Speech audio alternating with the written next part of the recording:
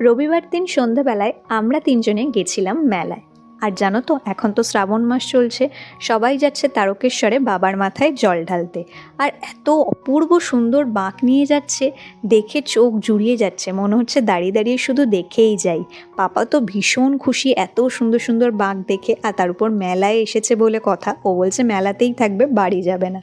তো আমাদেরকে নিয়ে গেছিলো পাপার বাবার মেলায় গিয়ে যা কাজ খাওয়া, আর আমার কাজ হচ্ছে চুটিয়ে কেনাকাটা করা। আর এই মেলাটা প্রচণ্ড রিজনেবল ছিল, সব জিনিসের দাম এত ভালো, আমি মন পুষিয়ে কেনাকাটা করেছি। ভিডিও যে করব সেই খেয়াল অতটা ছিল না।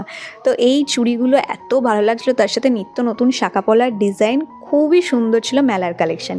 একেবারে চলে এসেছি বাড়ি, মেলা থেকে কেনাকাটা করে তোমাদের সাথে দেখাই কী কী কিনেছি।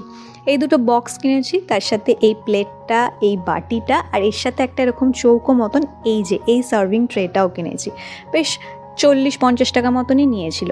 ওই ব্ল্যাক কালারের ট্রেটা কিনেছি, আর এই কফি মাগ ট্রেটা কিনেছি, এটা আমার দারুণ লেগেছে।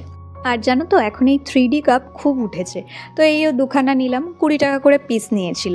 আর তার সাথে নিয়েছিলাম এই গার্ডারগুলো, পাপার এখন মাথার চুল বড় হয়েছে, তো এই গার্ডারগুলো ওর কাজে লাগবে।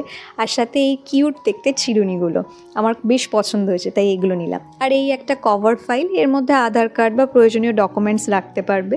দুটো ক্লিপ কিনেছি, আর কিনেছি একটা গার্ডার।